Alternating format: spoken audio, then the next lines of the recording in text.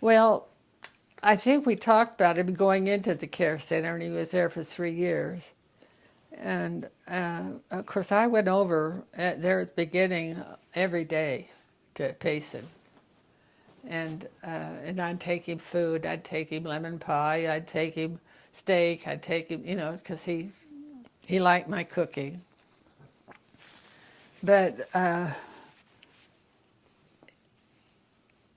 the end, at the end, well, the thing that was so scary to me is when we went into the hospital at one point, the doctor in the hospital said, "Mrs. Nixon, I'm convinced your husband has Parkinson's." And that was the first we'd heard of it. And that was, well, after he was still there at the care center. And so that was, no, that was even before he went to the care center, because we had hospice come, and I had a nurse that sat there on the chair and expounded to me how horrible his death was going to be. And I didn't need that. And thankfully, at the end, he wasn't able to walk maybe the last 6 months or so of his life, but he was cognizant, and he was able to eat. Maybe, probably 2 months before I left, before he died, his appetite left him, and he didn't eat very much at all. But he didn't have all the experiences that she told me he was going to have. The fact that he would not be, well, at the very end, maybe the last 3 days, he couldn't swallow. He couldn't even swallow ice chips.